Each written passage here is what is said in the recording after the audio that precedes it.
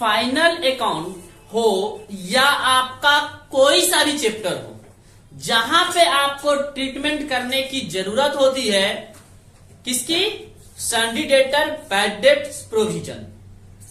आज उस टॉपिक को हम क्लियर करते हैं बहुत इजी तरीके से, सरल तरीके से, कि जैसे कि हम आपको एक केस वाइज पढ़ाएंगे, केस स्टडीज के द्वारा, कि आपका सिचुएशन क्वेश्चन में कैसा होता है तो हमें किस तरह से इंफॉर्मेशन, मतलब उसका जो आंसर है लिखना है। जैसे कब पीएल में लिखा जाएगा, कब बैलेंस शीट में लिखा जाएगा, सर जी पीएल में प्लस कौन कौन सा आइटम होता है, बैलेंस शीट में माइनस कौन कौन सा आइटम होता है, इन सब चीजों के बारे में आज हम बात करने वाले हैं।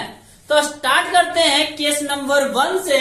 और जैसा कि आपको मैं बताऊंगा कि केस नंबर 1 क्वेश्चन में आपके पास जब भी फाइनल अकाउंट का होता है तो आपको एक ट्रायल बैलेंस दिया जाता है। क्या दिया जाता है क्वेश्चन में? Trial balance. अब ट्रायल बैलेंस में जो क्वेश्चन होगा आपका बहुत सारे इंफॉर्मेशन होंगे, जैसे opening stock, purchase, sale, carriage inward, carriage outward, सारा ट्रीटमेंट आपने जस्ट इससे पहले चैप्टर में पढ़ के आया है। इस चैप्टर में पढ़ना है आपको एडजस्टमेंट से रिलेटेड।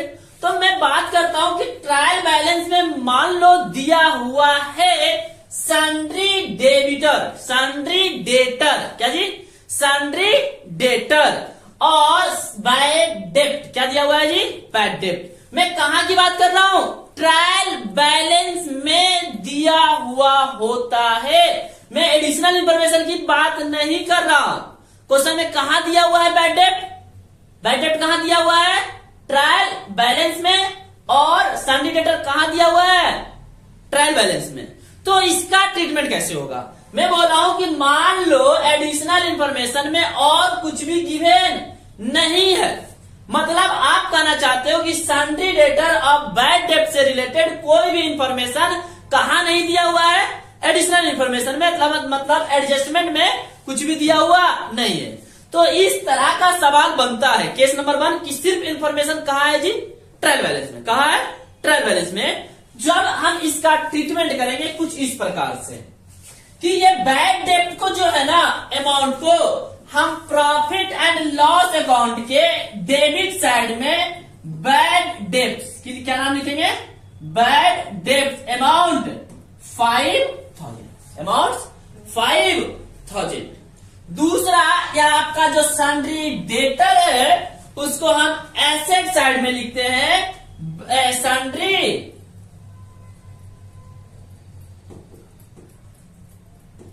डेटर। यहां आ गया 1 लाख रुपीज।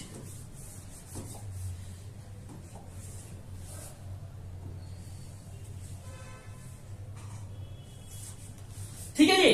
अब बात करते हैं नेक्स्ट। समझना ध्यान से, क्या समझ में आया आपको? मैंने क्या बोला कि मतलब ट्रायल बैलेंस से सन्डी डेटर कहां जाएगा? बैलेंस शीट में, जैसा कि आप जानते भी थे। बैड डेब्ट के बारे में भी आप जानते ही थे सर, कि बैड डेब्ट में भी हम कहां लिखते थे? डेबिट साइड में लिखते थे। लेकिन मैं क्या बोल रहा हूं, कब लिखना है? जब आपका कहां दिया हुआ है? ट्रायल बैलेंस में। कहां दिया हुआ है? एडिशनल इंफॉर्मेशन में दिया हुआ नहीं है। Case number 2, case number 2, case number 2 में क्या किया मैंने? जैसा कि सेम क्वेश्चन है, ट्रायल बैलेंस में आपका 1 लाख था, बैड डेब्ट में भी 5,000 रुपये था, लेकिन एडिशनल इंफॉर्मेशन में लिख दिया फर्दर बैड डेब्ट, फर्दर बैड डेब्ट 2,000। कितना बोला है जी? फर्दर बैड डेब्ट कितना है आपके पास? 2,000। तब इसका ट्रीटमेंट कैसे होगा? तो आपको अभी अभी मैंने क्या बताया आंसर? सबसे पहले बताओ। तो सर जी आपने बोला कि बैड डेब्ट यहां तो जाएगा ही जाएगा। कितना? 5,000। कितना जाएगा जी?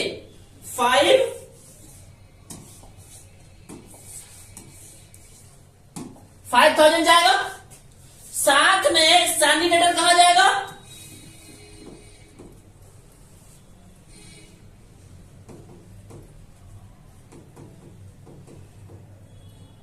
₹1,00,000 यहां जाएगा।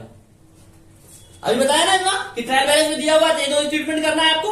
तीसरा आपके क्वेश्चन में एक्स्ट्रा क्या दिया हुआ है, फर्दर बैड डेट्स। इसका ट्रीटमेंट आप करोगे बैलेंस शीट में। कहां करोगे, बैलेंस शीट में, और पीएल दोनों जगह पे जाएगा। कहां जाएगा, दोनों जगह पे जाएगा। प्रॉफिट एंड लॉस अकाउंट में प्लस करेंगे, प्रॉफिट एंड लॉस अकाउंट में प्लस करेंगे किस नाम से, फर्दर बैड डेब्ट्स के नाम से 2000। तो कितना हो गया जी, 7000। कितना हो गया, मतलब प्रॉफिट एंड लॉस अकाउंट में ये जाएगा सर। हाँ, और सन्डी डेटर में माइनस होगा। क्या होगा जी, माइनस होगा। क्या होगा, किस नाम से, फर्दर बैड डेट्स। मतलब 2000 माइनस कर देंगे तो कितना बचेगा, 98,000। कितना दिखाएंगे बाहर में, 98,000। तो दूसरा केस समझ में आया, मतलब इंफॉर्मेशन कहां नहीं दिया हुआ है, एडिशनल इंफॉर्मेशन में। जैसा आप जानते थे कि एक बैलेंस शीट में और एक पीएल में, लेकिन एडिशनल इंफॉर्मेशन में बैड डेट दिया हुआ है। कहां दिया हुआ है, एडिशनल इंफॉर्मेशन में बैड डेट दिया हुआ है। तो इसका ट्रीटमेंट कैसे करेंगे हम, पीएल में हम ऐड करेंगे और बैलेंस शीट में हम सन्डी डेटर में से लेस करेंगे। मतलब अब सन्डी डेटर कितने का हो गया, 98,000। सन्डी डेटर कितने का हो गया, 98,000। सन्डी डेटर कितने का हो गया, 98,000। Case number 3, case number 3, case number 3 में क्या होगा कि जैसा ट्रायल बैलेंस डेटर दिया हुआ है और बैड डेट दिया हुआ है, इन दोनों का ट्रीटमेंट क्या होगा सर, बताओ। तो यहां पे लिखेंगे सर बैड डेट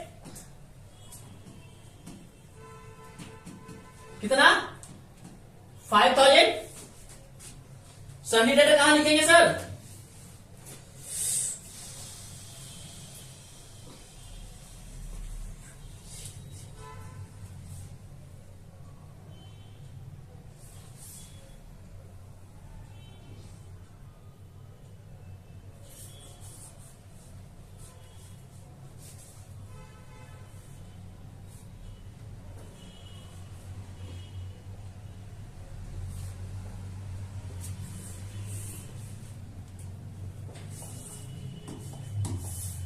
हाँ जी, क्या बैड डेट लिख दिया मैंने 5,000 यहां, और सन्डी डेटर कहां लिखेंगे,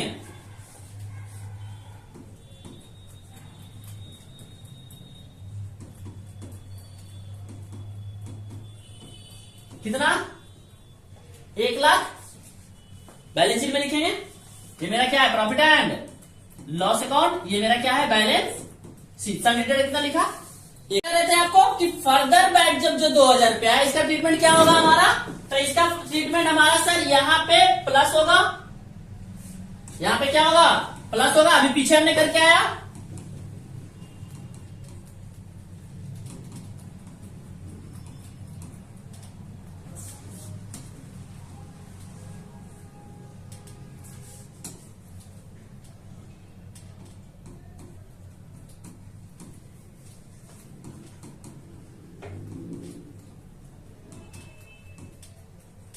कितना जी, 2,000। हम क्या करेंगे, इसको प्लस करेंगे तो कितना हो जाएगा, 7,000।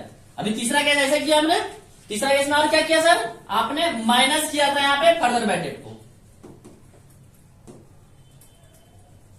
कितना है फर्दर बैड डेट हमारा, 2,000।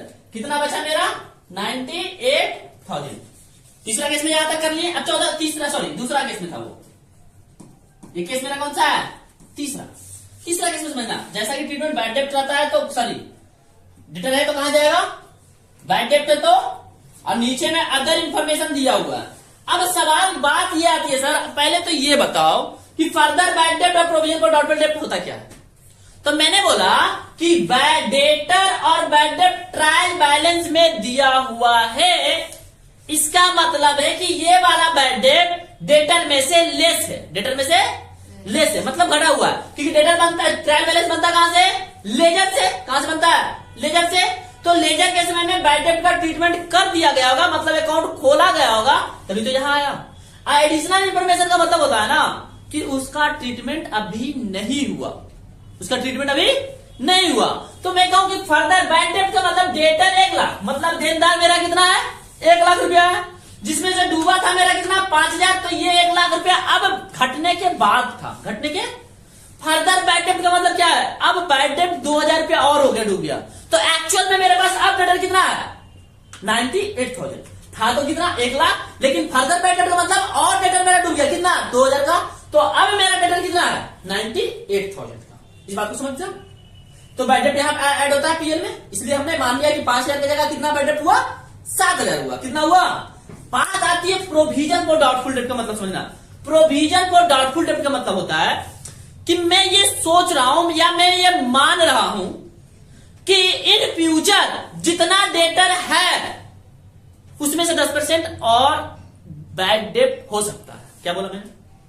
हुआ नहीं है, हुआ नहीं है, होने वाला है, ऐसा मैं मान रहा हूं, उसे हम क्या बोल रहे हैं? Further bad debt. मतलब मैं एक सवाल तुमसे जानना चाहता हूं कि सर जी अब एक्चुअल में डेटर हमारे पास 1 लाख का है या 98,000 का है? कितने का है? 98,000 का। इसका मतलब है जो प्रोविजन कैलकुलेट होगा वो 1 लाख पे होगा या 98,000 पे होगा? हमेशा बच्चा गलती करता है कि प्रोविजन कैलकुलेट कर लेता है 1 लाख पे, लेकिन ऐसा होना नहीं चाहिए, क्योंकि एक्चुअल में हमारा बैड डेट है कितने का? 98,000 का। कितने का? तो हमारा प्रोविजन कैलकुलेट किस पे होगा? 10%, 98,000 का। Sir provision for doubtful debt है, मतलब आपने बोला डूबा नहीं है, डूब सकता है। इसका ट्रीटमेंट बताइए। तो जैसा कि मैंने बोल दिया आपको इनडायरेक्टली, क्या कि 10% किस पे कैलकुलेट होगा? 98 पे। तो कितना होगा? 9,800। तो मैं मानूंगा कि जो मेरा डेटर है एक्चुअल में देनदार, वह फिर से नहीं देगा। कितना? 9,800। 9,800 और आने वाला नहीं है, तो ये भी मेरा क्या होगा यहां पे? प्रोविजन। Doubtful debt 9,800। 9,800 तो कितना हो गया जी? 8,816,800। इसको माइनस करो तो कितना बचेगा? 0,02।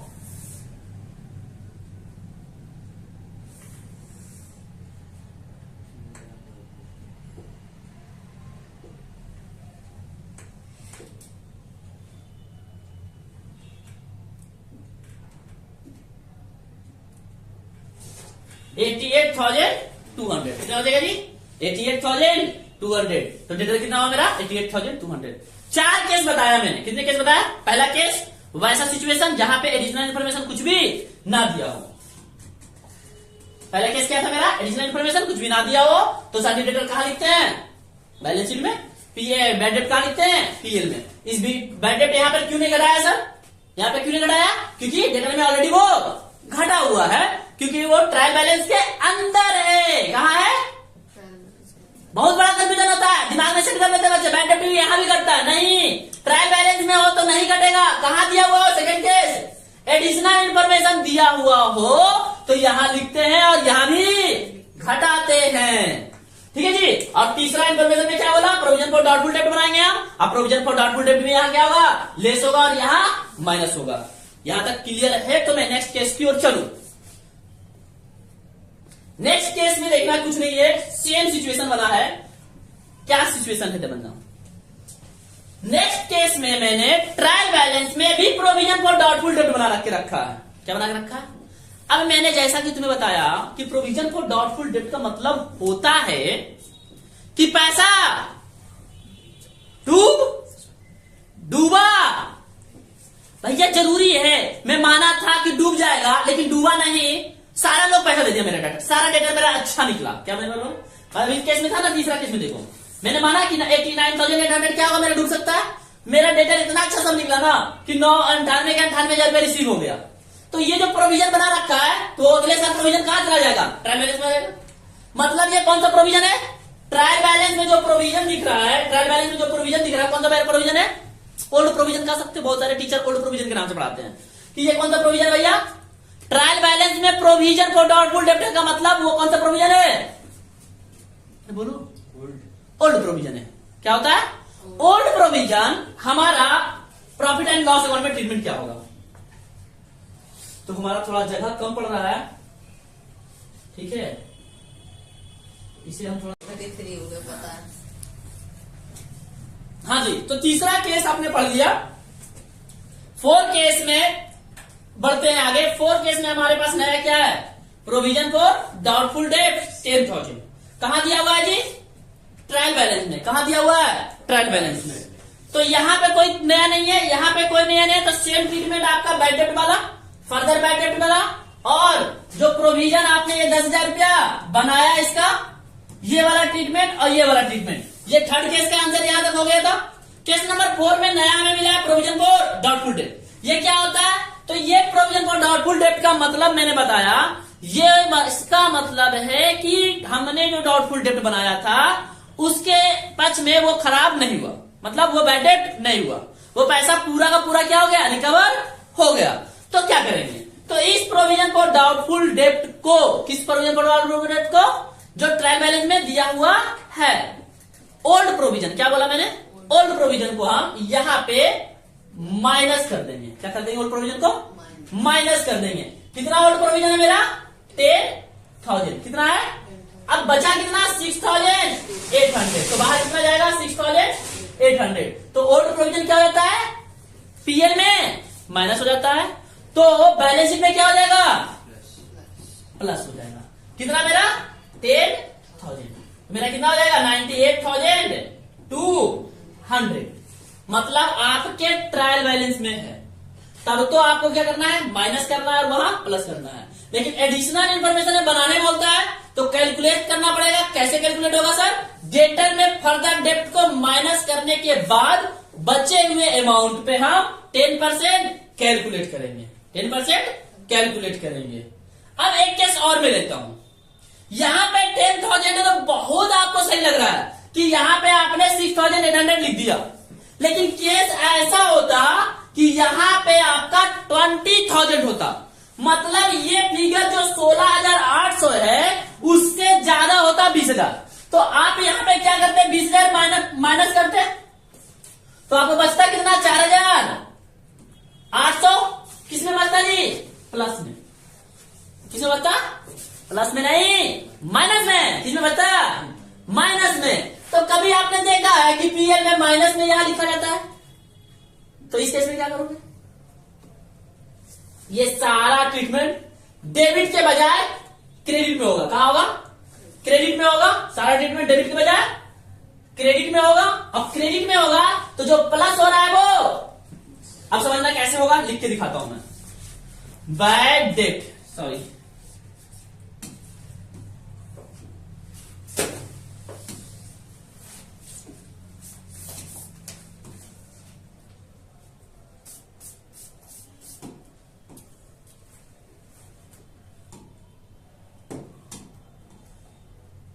हाँ जी, क्या बोला मैंने, सारा कहां चला जाएगा, डेबिट की बजाय क्रेडिट में। तो आपको बैड डेट पहले मत लिखना, अब लिखना पहले ओल्ड प्रोविजन। क्या लिखना, ओल्ड प्रोविजन।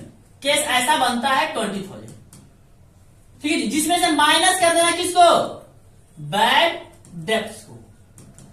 माइनस कर देना किसको, फर्दर बैड डेट्स को। माइनस कर देना किसको, provision for doubtful debt new वाला। कौन वाला, तो यहां पे 2,000 माइनस में आ गया, सॉरी 5,000, कितना, 5,000, 2,000 माइनस में आ गया और 9,800 माइनस में आ गया, तो सारा बच जाता कितना, 4,200। अब ये 4,200 कहां लिखा जाएगा, क्रेडिट साइड में लिखा जाएगा। ये सिचुएशन क्या है, केस नंबर 5।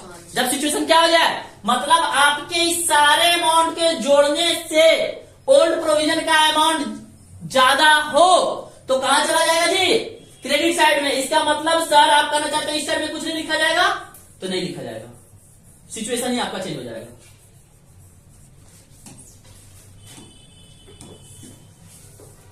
कहां कब जाएगा उधर, जब ओल्ड प्रोविजन का अमाउंट ज्यादा होगा। तो सर ओल्ड प्रोविजन का अमाउंट ज्यादा होगा तो उधर चला जाएगा, तो यहां क्या ट्रीटमेंट होगा, यहां क्या होगा, 10,000 के बजाय 20,000 ऐड हो जाएगा। अभी लास्ट केस में, केस नंबर 4 में क्या किया मैंने, 10,000 ऐड किया, अब क्या ऐड हो जाएगा, 20,000। कितना ऐड हो जाएगा, 20,000। ये टोटल केस नंबर कितने हैं, 5। ये 5 केस आता है, तो आप क्वेश्चन करने बैठे हो तो जनरली आपको समझ में आ जाएगा। बाकी क्वेश्चन जब करेंगे तो हर केस को मैं एक दूसरे से लिंक कर करके आपको बताते जाऊंगा कि देखो ये वाला केस नंबर, यहाँ पे ये सिचुएशन बना है तो ट्रीटमेंट ऐसे करेंगे हम।